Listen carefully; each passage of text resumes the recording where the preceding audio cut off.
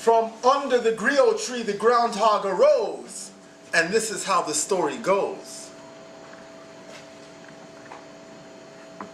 The cutlass bit into the dark soil with a fierce incision and inscripted our fate for a later date.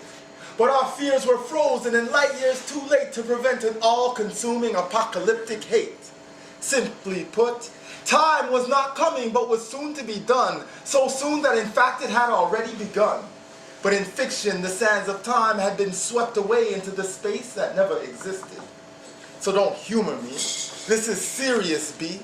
A star so small it can't be seen, yet dense enough to knock your fence-sitting ass off the fence. Up to the sky. So high you might be forced to drop knowledge, wisdom, and overstanding before you could make a safe landing.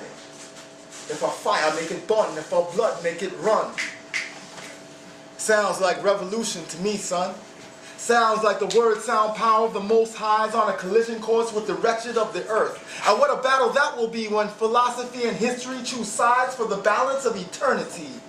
And eternity is nasty. She's constantly on my case, threatening me with damnation and whatnot. It's a blood clot! And I tried to scold her. But she gave birth to the word that fertilized the earth.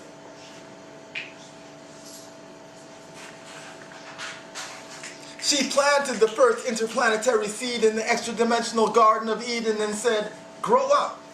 She shared my shame on the slave ship, shared my pain at the crack of the overseer's whip. She helped me to rise. But when I raised my fish, she said, be careful you do not become what you despise. But I heard too many lies to allow another one of Satan's spies to stay my hand. If a fire make it burn, if a blood make it run.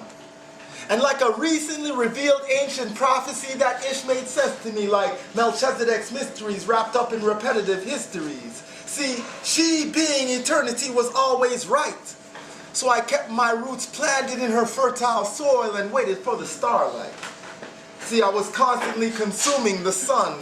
I washed it down with some ice water, but it only got hotter. Isis asked me to be a martyr, but I foolishly refused. See, I was confused when she said, you're better off dead.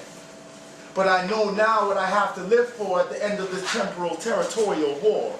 But timely terrorists have placed a handsome price on my head. So since time is money, maybe I'm better off dead. If a fire make it burn, if a blood make it run. When the Almighty said no, tell him say me soon come.